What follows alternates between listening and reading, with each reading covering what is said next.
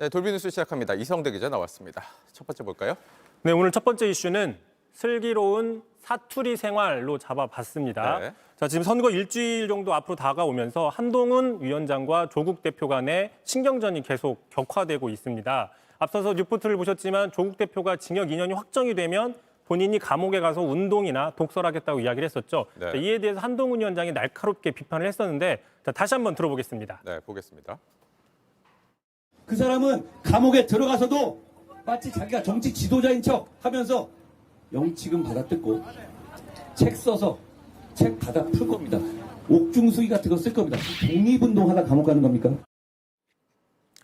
자, 다시 얘기하면 한동훈 위원장은 조 대표가 슬기로운 감옥 생활을 즐길 것이다. 뭐 이렇게 비난을 한 것이죠. 참고로 한동훈 위원장은 오늘 하루 종일 충청권 유세를 하면서 5군데 이상에서 같은 비난을 했습니다. 네, 뭐 2조 심판이라고 하더라고요. 요즘에 자주 쓰고 있는 말, 한동훈 위원장이. 그러다 보니까 네, 이재명 대표도 비판하고 조국 대표도 비판을 하고. 그러다 보니까 이제 더 조국 대표에 대한 비판이 커진다라는 분석도 있는 건데 네. 그런데 참고로 앵커도 기억하시겠지만 한동훈 위원장이 처음 정치권에 들어왔을 때는 이렇게 얘기를 했었죠. 자신 앞으로 정치권에 들어오기 직전입니다. 네. 여의도 사투리를 쓰지 않겠다. 5천만 명의 국민의 언어를 쓰겠다 이야기를 했습니다. 그래서 뭐 동료 시민 여러분이라는 표현 상당히 화제를 모았었고 구어체로 이야기를 하죠. 그리고 또 뭐 야구에 비유해서 이야기를 하는 기존의 여의도 정치인과는 다른 문법으로 화제를 모았는데 하지만 이제 선거전이 급박해지다 보니까 네. 기존 여의도 정치권처럼 좀 과격한 말들을 하고 있는 게 아니냐라는 분석들도 나오곤 있습니다. 네, 오늘 조국 대표도 가만히 있진 않았죠?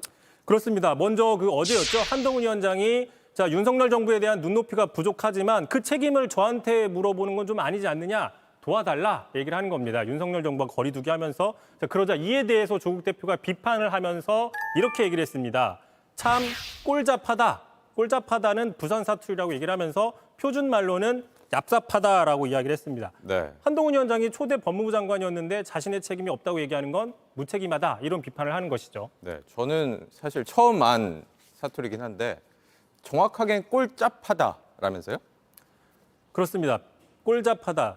뭐 얍삽하다는 것도 엄밀히 따지면 속어인데 뭐 속어도 표준어로 해당이 됩니다. 네, 저렇게 요즘에 사투리를 많이 쓰고 있더라고요, 조국 대표가. 많이 배우고 있습니다, 저도. 네.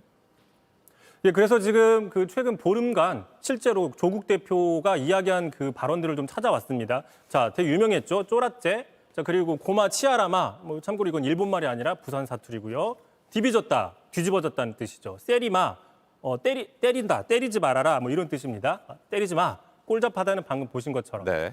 자, 일각에서는 이렇게 조국 대표가 계속 부산 사투리를 구사하면서 자신의 어떤 부산 아이덴티티를 강조하는 것은 부산 마케팅을 하는 것은 그 호남과 수도권 중심의 민주당이 PK 출신의 정치인을 내세워서 집권했던 케이스가 있지 않습니까? 네. 노무현 문재인 정부의 어떤 그 전철을 염두에 둔 게 아니냐 이런 분석들도 정치권에서는 나오고 있습니다. 네. 제가 몰랐던 사투리가 꽤 많았네요. 네. 다음 볼까요? 네, 두 번째 이슈 바로 보겠습니다. 자, 너무 많다. 자, 바로 보시면 얼마 전에 저희가 이 돌비뉴스 이 자리에서 그 이번에 비례정당들 총 38곳이 등록을 했고 투표용지만 해도 50cm가 넘는다고 소개를 해드렸었죠. 네, 뭐 저렇게 길어질 거다 해서 그렇습니다. 좀 저희가 가상으로 제작을 해서 만들어 왔었죠. 예, 그렇습니다. 바로 이 정당들을 오늘 선관위가 주관한 그 토론회를 열었는데요. 바로 그 초청되지 않은 정당들을 상대로 토론회를 연 겁니다.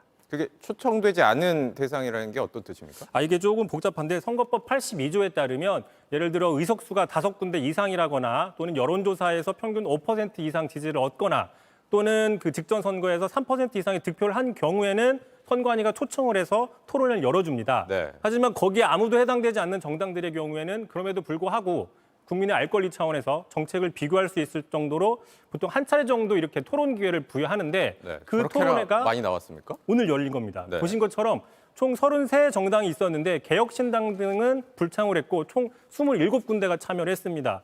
하지만 이렇게 보시면 많지 않습니까? 그러다 보니까 토론보다는 뭐 자기 당의 입장을 전하는 어떤 그 정견 발표 정도 수준에 멈췄는데요. 어떤 후보의 경우에는 뭐 호소라고 호통을 치고 울먹이기도 하고 또 재외국민 투표가 끝났지만 영어로 이야기하기도 하고 저마다 좀 다양한 방식으로 지지를 호소했습니다. 네. 한번 그 장면 보고 가시죠. 보겠습니다. 이 정당법을 만든 놈들이 1번 당, 2번 당들입니다. 1번 당, 2번 당을 아직도 찍는 이 정신 나간 국민들 정신 차리세요. 1년 동안 2억을 갚아야 한다면 저라도 삶을 비관하고 정책을 영어로 다시 한 번 더 말씀드리겠습니다. We will adjust the number of national 대한민국 마셔! 토론이었던 거죠, 저게. 토론은 시간 관계상 너무 숫자가 많아서 토론 예. 없이 본인의 정당에 대한 어떤 정책만 발표하고 끝났습니다. 그렇군요. 예, 진행이 쉽지 않은 토론이었을 것 같습니다. 잘 들었습니다. JTBC 뉴스를 시청해 주신 여러분 고맙습니다. 저희는 저녁 6시 50분 뉴스룸에서 뵙겠습니다.